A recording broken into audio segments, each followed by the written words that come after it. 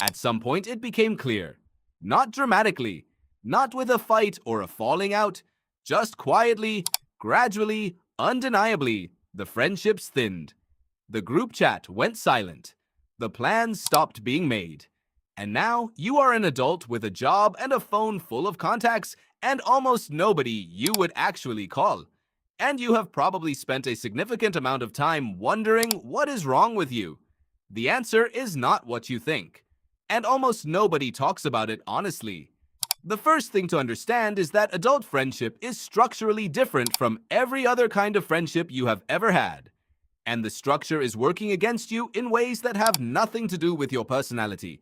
Sociologist Rebecca Adams, who has spent decades studying adult friendship formation, identified 3 conditions that need to exist simultaneously for close friendships to form and hold. Proximity, repeated unplanned interaction, a setting that encourages people to let their guard down. These 3 conditions describe childhood and early adulthood almost perfectly. School put you in the same physical space as the same people every single day. The interaction was unplanned. You did not schedule time to talk, it just happened. And the shared context lowered everyone's defenses. You were all in it together. The friendships formed almost without effort because the structure was doing all the work. Then the structure disappeared. The school ended. The dorm dissolved. The first job moved on. And suddenly friendship required something it had never required before.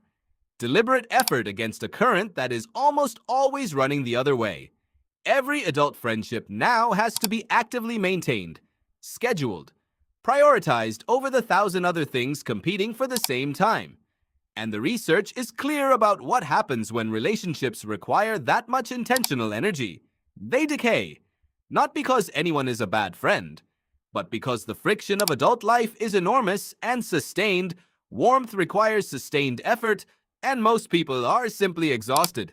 Psychologist William Rawlins spent decades studying what he called the friendship bind, the tension at the heart of every adult friendship between the need for connection and the constraints of independent adult life.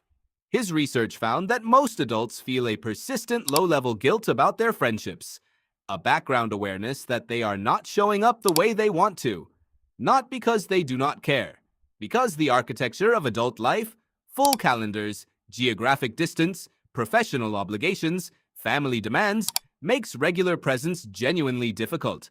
And when presence becomes irregular, the emotional intensity that holds friendships together slowly dissipates. Not through betrayal, through absence. There is also something happening at the level of identity. Researcher Julianne Holt-Lunstad at Brigham Young University has produced some of the most cited research on social connection and health, finding that loneliness and social isolation carry mortality risks comparable to smoking 15 cigarettes a day. This is not a lifestyle preference, it is a public health crisis. And one of the drivers Holt-Lunstad's research points to is the narrowing of identity that happens in adulthood. In childhood and early adulthood, your identity is still forming. You are trying things, becoming things, and the people around you are part of that becoming. In settled adulthood, identity narrows.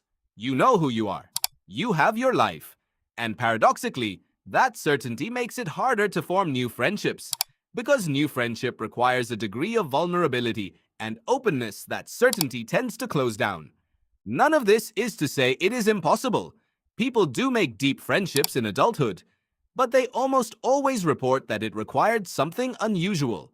A shared challenge, a sustained project, a context that recreated the conditions Adams described. The running group that met 3 times a week. The team that worked towards something together.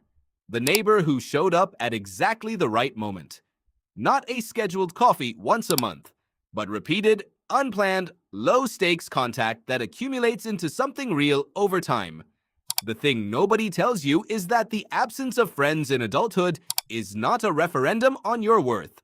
It is a structural problem masquerading as a personal failing. The conditions that make friendship easy have been systematically removed from adult life.